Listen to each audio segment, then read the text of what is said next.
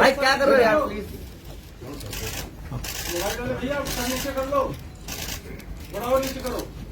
അപ്പൊ ഡൽഹിയിലെ ആദ്യ പത്രസമ്മേളനത്തിന് സ്വാഗതം. ഡൽഹിയിലെ ആദ്യ പത്രസമ്മേളനമല്ലേ, അതിന് സ്വാഗതം.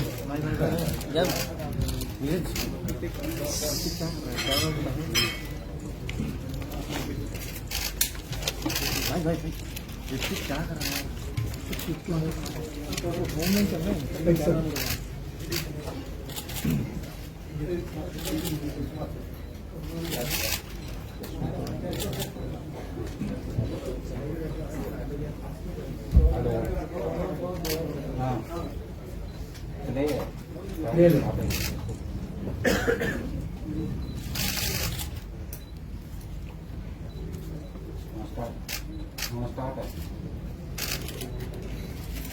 സത്യപ്രതിജ്ഞ ചെയ്തതിനു ശേഷം ഡൽഹിയിലെ മാധ്യമ സുഹൃത്തുക്കളെ ആദ്യമായി കാണുകയാണ്.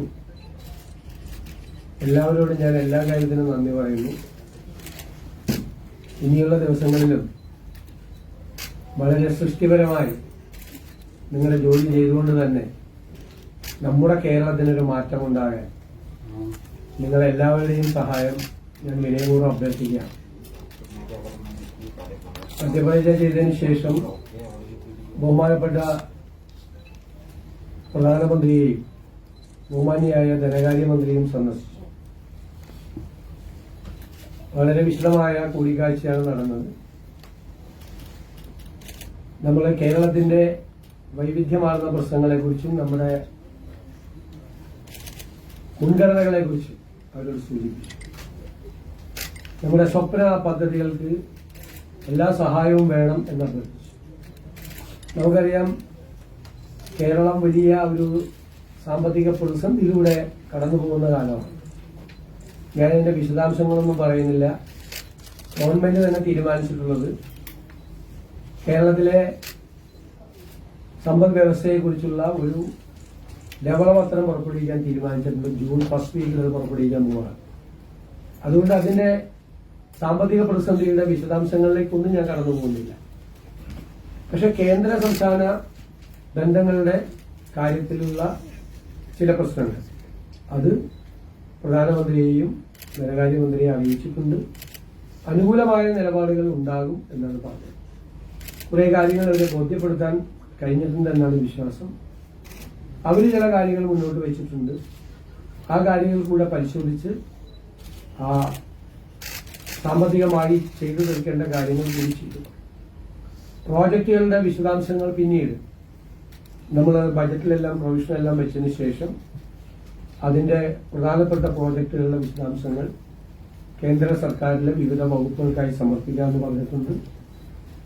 പ്രത്യേകമായ സഹായം അത്തരം പദ്ധതികൾക്ക് നമ്മൾ ആവശ്യപ്പെട്ടിട്ടുണ്ട്. നമുക്കറിയിപ്പോ നാഷണൽ ഹൈവേയിൽ 25% തുക ലാൻഡ് അക്വിസിഷന് വേണ്ടി 5580 കോടി രൂപ കേരളമാണ് നൽകിയത്. അത് NHAIക്ക് ട്രാൻസ്ഫർ ചെയ്തിട്ടുണ്ട്. പക്ഷെ കടമെടുപ്പിന്റെ പരിധിയിൽ നിന്നും ആ തുക ഒഴിവാക്കണമെന്ന് അഭ്യർത്ഥിച്ചിട്ടുണ്ട്. കാരണം കടമെടുപ്പിന്റെ പരിധിയിൽ നമുക്ക് 3.5% ഉള്ളത് GSTP-യിൽ. അതിൽ 0.5% കണ്ടീഷനാണ്. അതായത് പവർ സെക്ടറിൽ ആവശ്യത്തിന് വേണ്ടിയിട്ട് മാത്രം പണം എടുക്കണമെന്നാണ്. ശരിക്കും 3% ഉള്ളൂ. ആ 3%-ൽ കിഫ്ബിയും പെൻഷൻ ഫണ്ടും വരുത്തിയ ബാധ്യതകൾ കൂടി ഈ കടമെടുപ്പിന്റെ പരിധി കടം വളരെ കുറച്ചെടുക്കാൻ വേണ്ടിയിട്ടുള്ള സാഹചര്യത്തിലുണ്ട്. അപ്പൊ അതെല്ലാം നമ്മൾ വിശദാംശങ്ങൾ നമ്മൾ ധരിപ്പിച്ചിട്ടുണ്ട്. നമ്മുടെ ഒരു വൈറ്റ് പേപ്പർ ഇറക്കിയതിന് ശേഷം അതിന്റെ വിശദാംശങ്ങൾ കൂടി ഗവൺമെന്റിനെ ധരിപ്പിക്കും. അപ്പോൾ പരമാവധി സംസ്ഥാനത്തിന് അവകാശപ്പെട്ട കാര്യങ്ങൾ നേടിയെടുക്കാൻ വേണ്ടിയിട്ടുള്ള ശ്രമങ്ങൾ നടക്കും. വിവിധ വകുപ്പുകളിൽ നിന്ന് കേന്ദ്ര ഗവൺമെന്റിൽ നിന്ന് കിട്ടാനുള്ള തുക, കേന്ദ്ര പദ്ധതികളുടെ ഷെയർ, അതിന്റെ നിയമപരമായ സാമ്പത്തികമായ തടസ്സങ്ങൾ നീക്കി പരമാവധി തുക വാങ്ങിച്ചെടുത്ത് കേരളത്തിൽ ഒരു പുതിയ കേരളം സൃഷ്ടിച്ചെടുക്കാനുള്ള ഈ ഗവൺമെന്റിന്റെ ശ്രമവുമായി മുന്നോട്ട് നേരത്തെ പല പദ്ധതികളിലും പ്രശ്നമായി പറഞ്ഞിരുന്നത് ഓഡിറ്റ് നടത്തിയിരുന്നില്ല, പല നമ്മൾ പാലിക്കേണ്ട ചില കാര്യങ്ങൾ പാലിച്ചിരുന്നില്ല എന്നുള്ളതായിരുന്നു. അത് തന്നെയാണോ കേന്ദ്ര സർക്കാർ ഈ ചർച്ചയിൽ മുന്നോട്ട് വെച്ചത്? അല്ല, അവരുടെ ഭാഗത്തു നിന്ന് പല കാര്യങ്ങളും സംസാരിച്ചിട്ടുണ്ട്. നമ്മൾ പരിശോധിച്ച് എല്ലാ ഡിപ്പാർട്ട്മെന്റുകളിൽ നിന്നും സംസ്ഥാനത്തിന് കിട്ടേണ്ട പണം കിട്ടിയിട്ടുണ്ടോ എന്നുള്ളത് പരിശോധിച്ചുകൊണ്ടിരിക്കുകയാണ്. ബജറ്റിന് മുമ്പായിട്ടുള്ള ഒരു വർക്കുണ്ട്. ഏതെങ്കിലും ഡിപ്പാർട്ട്മെന്റുകൾക്ക് പണം കിട്ടാത്തതുണ്ടെങ്കിൽ എന്തുകൊണ്ടാണ് അത് കിട്ടാത്തത്?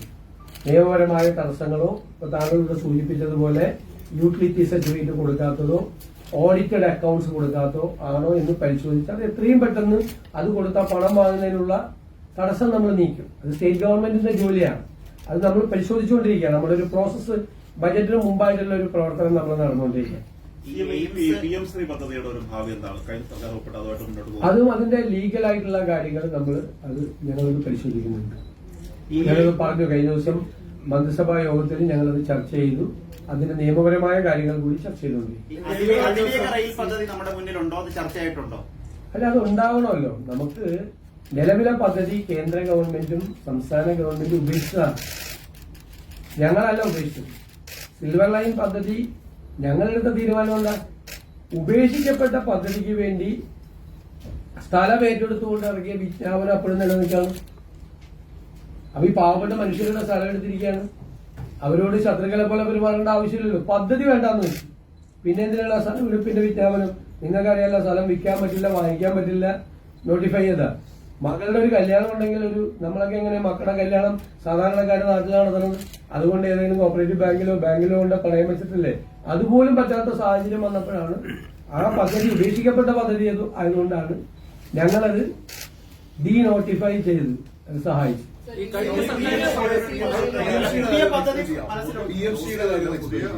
അല്ല, DFCയുടെ കാര്യം ഞങ്ങൾ പരിശോധിച്ചുകൊണ്ടിരിക്കുകയെന്ന് ഞാൻ പറഞ്ഞു. ഞങ്ങൾ മന്ത്രിസഭയിലും ചർച്ച ചെയ്തതിന് ഈ ഒരു ഗവൺമെന്റ് എഗ്രിമെന്റ് വെച്ചതാണ്. അപ്പൊ അതിന്റെ ഇമ്പാക്ട് എന്താണ് എന്നെല്ലാം നമ്മൾ പരിശോധിച്ചിട്ടല്ലേ നമുക്ക് ചെയ്യാൻ പറ്റും.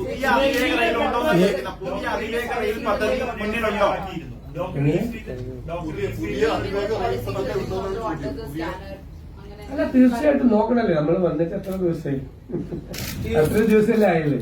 അതിന്റെ ഇടയിൽ ഞങ്ങള് മന്ത്രിമാര് സത്യപ്രതിജ്ഞ ചെയ്തു, വകുപ്പുകളുടെ വിഭജനം നടത്തി.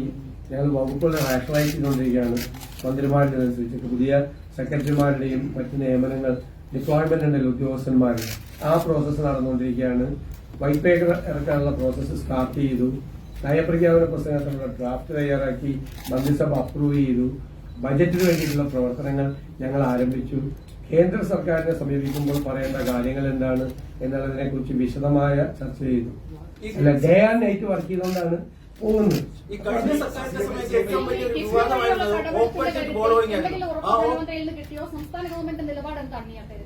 അല്ല, അത് നമ്മളിപ്പോ കിഫ്ബിയുടെ ഡയറക്ടർ ബോർഡ് അടുത്ത ദിവസം നമ്മൾ വെച്ചിട്ടുണ്ട്. കിഫ്ബിയുടെ പൊസിഷൻ എന്താണ് എന്നുള്ളതിന്റെ റിപ്പോർട്ട് തരാൻ കിഫ്ബിയുടെ ടീമിനോട് ആവശ്യപ്പെട്ടിട്ടുണ്ട്. അത് പരിശോധിച്ച് ബാധ്യതകൾ എന്താണ് എന്ന് മനസ്സിലാക്കി ആ കാര്യത്തിൽ ഒരു തീരുമാനം എടുക്കേണ്ടി വരും.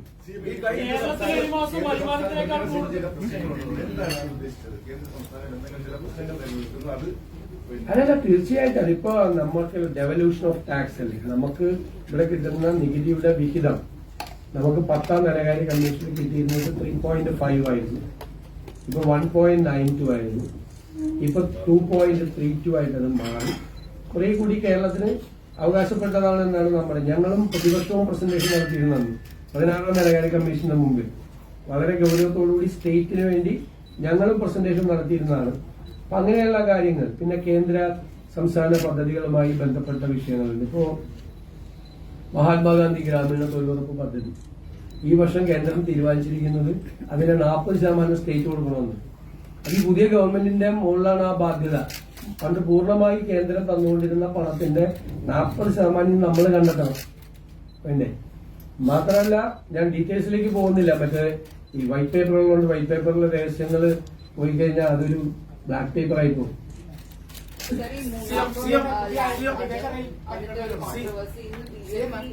യൂണിയൻ ട്രൈബൽ അഫയേഴ്സ് മിനിസ്ട്രീനെ പോയി പറഞ്ഞിട്ടുണ്ട് ഇതൊരു ഇല്ലീഗൽ മൂവാണ്. കേരള വഖഫ് ബോർഡ് ഉമീദ് പോർട്ടലിൽ അത് ചെയ്യുന്നത്. അല്ല, നമ്മളാദ്യം നമ്മളെ കമന്റ് ചെയ്തിട്ടുണ്ടല്ലോ കറക്റ്റ് ആയിട്ട്. അത് ഈ പുതിയ നിയമത്തിന്റെ പ്രൊവിഷൻസിനെതിരായിട്ടാണ് വഖഫ് ബോർഡ് അത് രജിസ്റ്റർ ചെയ്തിരിക്കുന്നത്. അത് ചെയ്യേണ്ടത് മുക്കവല്ലിയാണ്.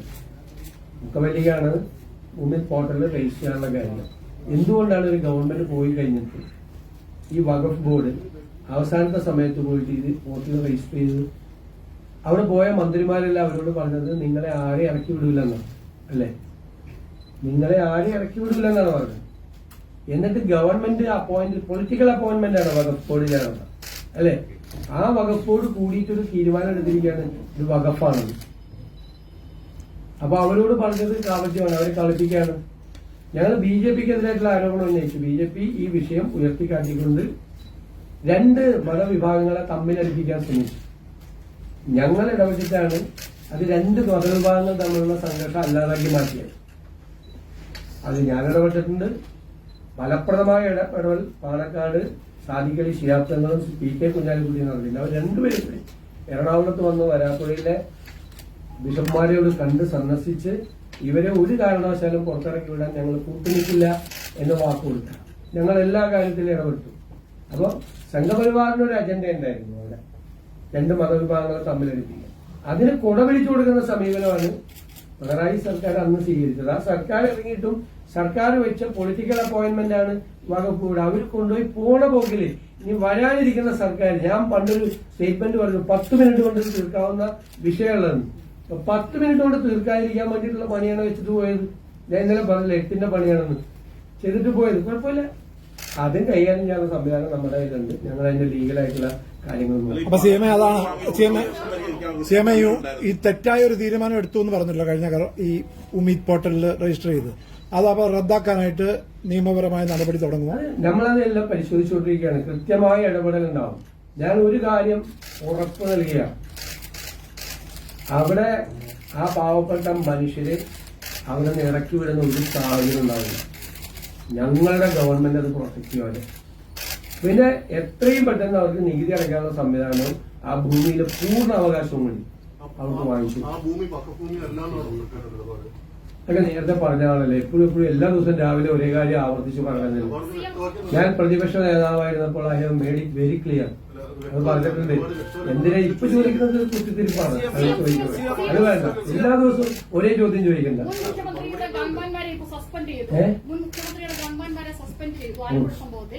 ആ സംഭവത്തിൽ കേസ് അട്ടിമറിക്കാൻ ഒത്താശ ചെയ്ത ADGPയെ മാറ്റി നിർത്തി അന്വേഷിക്കണമെന്നൊരു ആവശ്യം ഈ മർദ്ദനമേറ്റവർ ഉന്നയിച്ചിട്ടുണ്ട്. റിപ്പോർട്ട് വരട്ടെ. എന്താ ചെയ്തത്? നമ്മുടെ ശ്രദ്ധയിൽപ്പെട്ടു. നമുക്ക് നേരത്തെ അറിയാം. ഞങ്ങൾ ഡിമാൻഡ് ചെയ്തുകൊണ്ടിരിക്കുകയാണ്.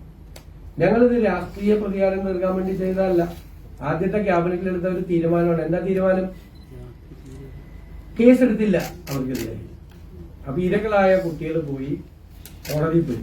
അപ്പൊ കോടതി കേസ് അന്വേഷിക്കാം. കോടതി കേസ് അന്വേഷിക്കാൻ പോലീസിനോട് പറഞ്ഞപ്പോൾ പോലീസ് ആ കേസ് അന്വേഷിച്ചു. ആ കേസ് അന്വേഷിച്ചതിന്റെ യഥാർത്ഥ റിപ്പോർട്ട് അട്ടിമറിക്കപ്പെട്ടു. എന്നിട്ട് കോടതിയിൽ പറഞ്ഞതിന്റെ വീഡിയോ ഇല്ലാന്ന് പറഞ്ഞു. അങ്ങനെ ഒരു മർദ്ദനം നടന്നിട്ടില്ല എന്ന് പച്ചക്കള്ളം പോലീസ് കോടതിയിൽ പറഞ്ഞു. അപ്പൊ കുട്ടികൾ അതിന്റെ വീഡിയോ ഹാജരാക്കി. വീഡിയോ എല്ലാവരും കണ്ടുകൊണ്ടിരിക്കുന്ന വീഡിയോ ആണ്. എല്ലാ ചാനലുകളിലും കൂടി വീഡിയോ കേരളത്തിലെ ജനങ്ങൾ മുഴുവൻ കണ്ടുകൊണ്ടിരിക്കുന്ന, ഇപ്പോഴും ഇന്നും കണ്ടുകൊണ്ടിരിക്കുന്ന വീഡിയോ ആണ്. അങ്ങനെ ഒരു വീഡിയോ ഇല്ല എന്ന് പോലീസ് കോടതിയിൽ പച്ചക്കള്ളം പറഞ്ഞു, ഇല്ലേ? അപ്പൊ കോടതി ഒരു പുനരന്വേഷണത്തിന് പുനരന്വേഷണമല്ല, റീഇൻവെസ്റ്റിഗേഷൻ അല്ല, ഫർദർ ഇത് തുടരന്വേഷണത്തിന് വേണ്ടിയിട്ട് ഉത്തരവിട്ടു. ആ അന്വേഷണം നടത്തിയില്ല. ആ അന്വേഷണം വെച്ച് താമസിപ്പിച്ചു ആണല്ലോ. ആ ഘട്ടത്തിൽ ഞങ്ങളുടെ ഗവൺമെന്റ് അധികാരത്തിൽ വന്നു. ഞങ്ങളൊരു സ്പെഷ്യൽ ഇൻവെസ്റ്റിഗേഷൻ ടീമിനെ വെച്ച് അത് അന്വേഷിച്ചു. അതിന്റെ റിപ്പോർട്ട് കിട്ടിയതിന്റെ അടിസ്ഥാനത്തിലാണ് അവർക്കെതിരായിട്ട് നടപടി സ്വീകരിച്ചത്. അതിൽ നേരത്തെ ചോദിച്ച ചോദ്യത്തിന്റെ മറുപടി, ആ റിപ്പോർട്ട് പരിശോധിച്ച് അത്തരം കാര്യങ്ങൾ ഉണ്ടെങ്കിൽ അതിലേക്ക് കൂടി പോകും. അത് റിപ്പോർട്ട് പരിശോധിച്ചിട്ട് വേണം. ഇപ്പൊ എന്റെ കയ്യിൽ ആ റിപ്പോർട്ട് വന്നിട്ടില്ല.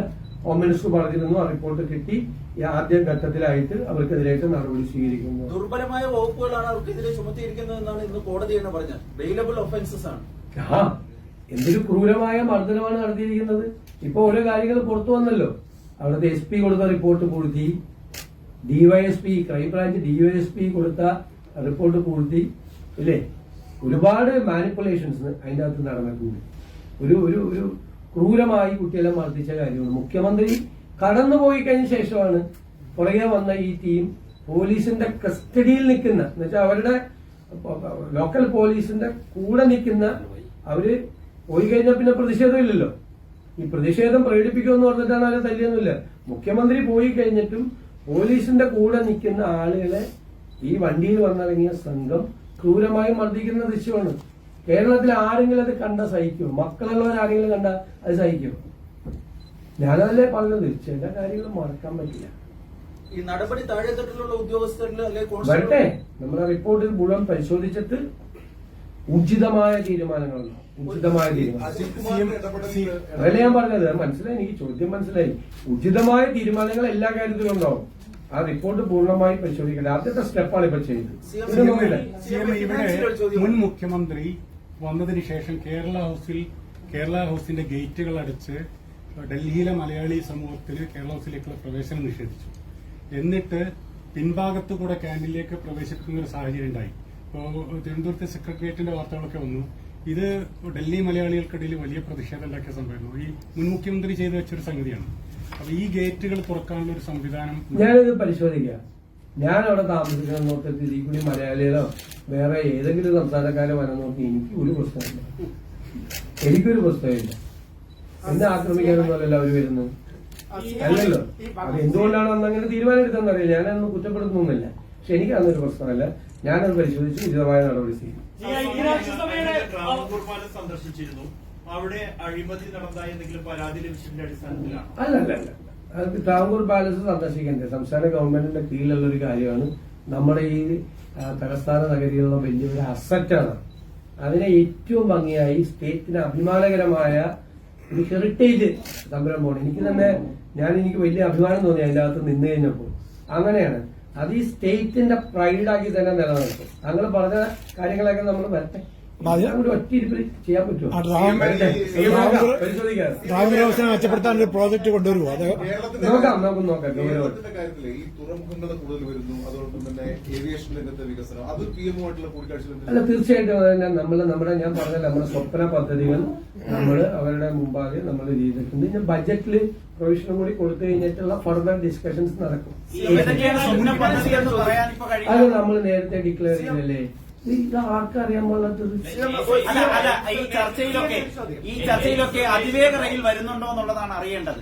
യുഡിഎഫിന്റെ പക്കൽ അങ്ങനെ ഒരു പദ്ധതി ഉണ്ട്. വരട്ടെ, എല്ലാം കൂടി ഒരുമിച്ച് പറഞ്ഞു കഴിഞ്ഞാൽ ബുദ്ധിമുട്ടായി പോകും. നിങ്ങൾക്ക് തന്നെ ബുദ്ധിമുട്ടായി പോയി. ഇതെല്ലാം കൂടി എഴുതണ്ടേ, പറയും വേണ്ടേ? നിങ്ങൾ തന്നെ വിഷമിക്കും. ഇപ്പൊ തന്നെ ഇതുമാത്രം ഇങ്ങനെ ആരെങ്കിലും ഇരുന്നേരും പാവത്തിനെ പോലെ ചോദിക്കുന്ന എല്ലാ ചോദ്യത്തിനും മറുപടി പറഞ്ഞു.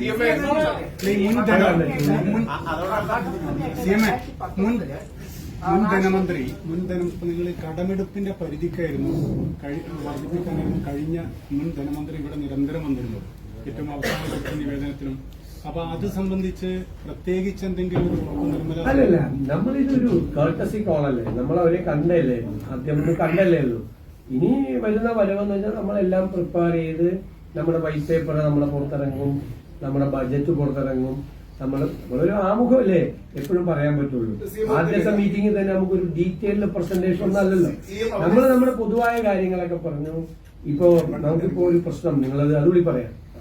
നമ്മുടെ ബാക്ക് ബോൺ എക്കോണമിയുടെ നട്ടെല്ലെന്ന് പറയുന്നത് ഗൾഫിൽ നിന്ന് വരുന്ന റെമിറ്റൻസ് ആണ് അല്ലെ. ഈ ഗൾഫ് വാറിനെ ബാധിച്ചിട്ടുണ്ട് സാരമായിട്ട്. 1. 2, ഈ ക്രൂഡിന്റെ പ്രൈസ് കൂടിയത് 4 പ്രാവശ്യം കൂട്ടി. അതിന്റെ ഏറ്റവും ആഘാതം വരാൻ പോകുന്നത് കേരളത്തിന്റെ സമ്പദ് വ്യവസ്ഥയ്ക്ക്.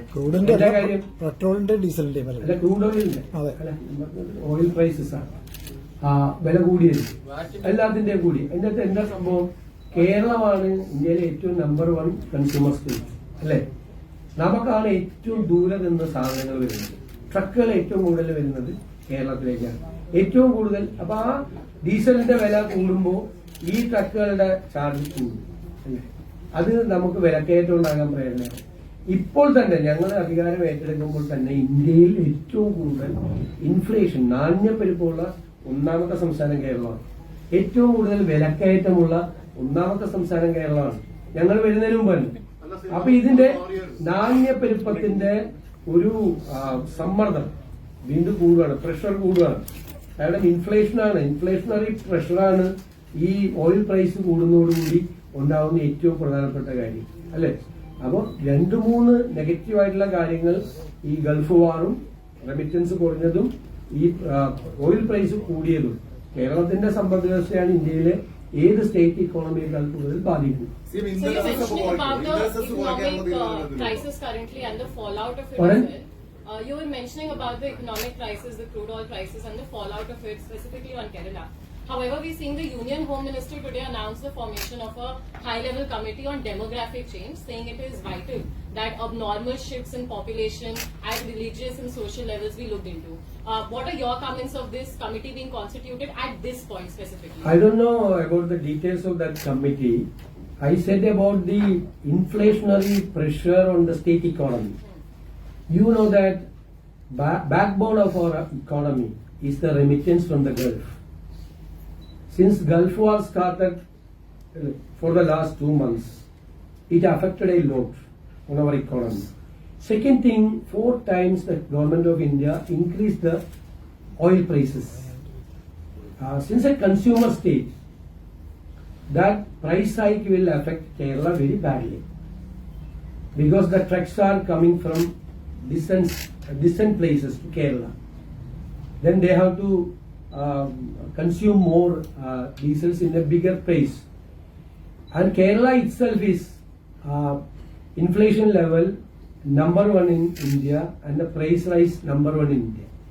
Now the price hike in the oil sector will put more inflationary pressure on the Kerala economy. The price rise may high. So we have presented this matter, this peculiar situation before the government of India. That is our duty. Then I don't know the details of the committee formed to study on demographic shift, and I don't know the details. After studying the details, I will reply to you. നികുതി കുറയ്ക്കാൻ തയ്യാറാകുമോ എന്ന് പിണറായി വിജയൻ അങ്ങനെ വെല്ലുവിളിച്ചിട്ടുണ്ട്. Also, you had a meeting with Finance Minister today. So, what is the outcome of this meeting, sir? At a meeting, we have presented, it was a courtesy call, we have presented our cases initial. A full-fledged presentation will be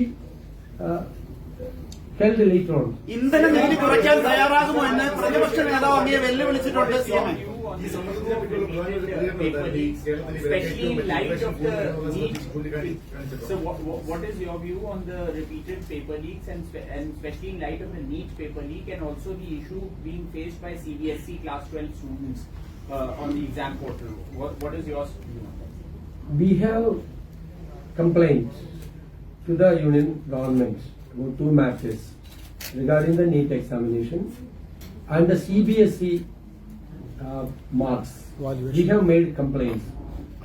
As a chief minister, I have sent complaints to the concerned ministries. Petroleum നികുതി കുറയ്ക്കില്ലേ? അതായത് ഈ മറ്റേ Gulf യുദ്ധം പിന്നെ പശ്ചിമേഷ്യയിലെ സംഘർഷങ്ങൾക്ക് സമ്മർദ്ദത്തെ പറ്റി ചൂണ്ടിക്കാണിച്ച പ്രധാനമന്ത്രിയുടെ പ്രതികരണം ഉണ്ടായിരുന്നു. അത് കാരണം ചെയ്യാൻ ഏതെങ്കിലും രീതിയിലുള്ള ഒരു സഹായം അങ്ങനെ ഒരു അല്ലല്ല ഇനീഷ്യലായിട്ട് ഇത് പറയുന്നതല്ലേ, നമ്മളിങ്ങനത്തെ നമ്മുടെ സിറ്റുവേഷൻ പറയുന്നതല്ലേ. ഞാൻ പറഞ്ഞത് നമ്മള് ഫുൾ ഫ്ലെഡ്ജഡ് ആയിട്ടുള്ള ഒരു പ്രസന്റേഷൻ ഒക്കെ നമ്മൾ അടുത്തതിലല്ലേ നമ്മൾ നടത്താം. ഇതൊരു നിങ്ങൾക്കറിയാലോ, എന്നെക്കാൾ നന്നായിട്ട് അറിയാവുന്നതാണ്. ഞാൻ ആദ്യമായിട്ട് പണ്ട് കേരളത്തിലെ കേരള ഗവൺമെന്റിന് ഒരു സ്പെഷ്യൽ റെപ്രസെന്റേറ്റീവ് ഉണ്ടായിരുന്നു ഇവിടെ ഡൽഹിയിൽ. താങ്കളുടെ ഗവൺമെന്റ് അത് തുടരാൻ നമുക്ക് ആലോചിക്കാം. ഇതെങ്ങനെ ഒരു തീരുമാനം എടുക്കുന്നത് എങ്ങനെയാണ്?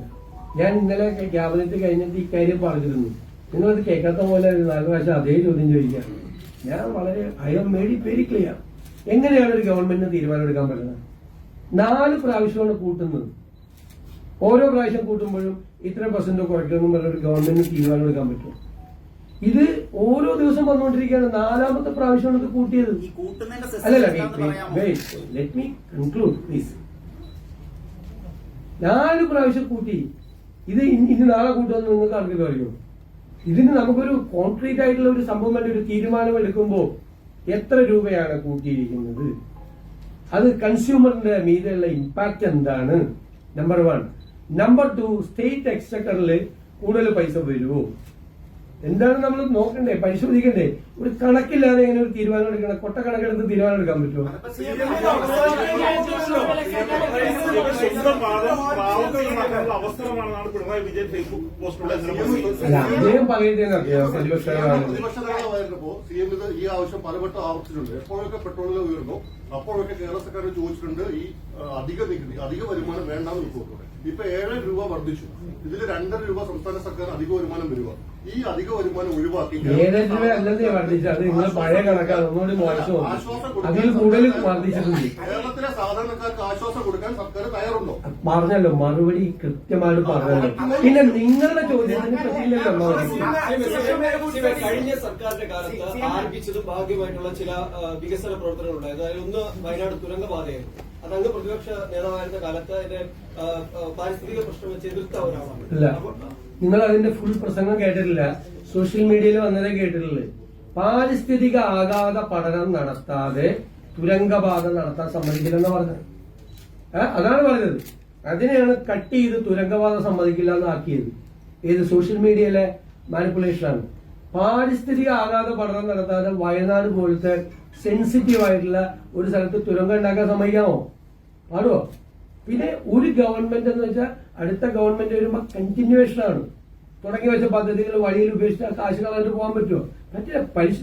നമ്മൾ എന്തെങ്കിലും വിമർശനം ഉയർത്തിയിട്ടുണ്ടെങ്കിൽ ആ വിമർശനം കാര്യഗൗരവത്തോടു കൂടിയുള്ള വിമർശനമാണ്. അത് പരിശോധിച്ച് വേണ്ട രീതി. ശരി.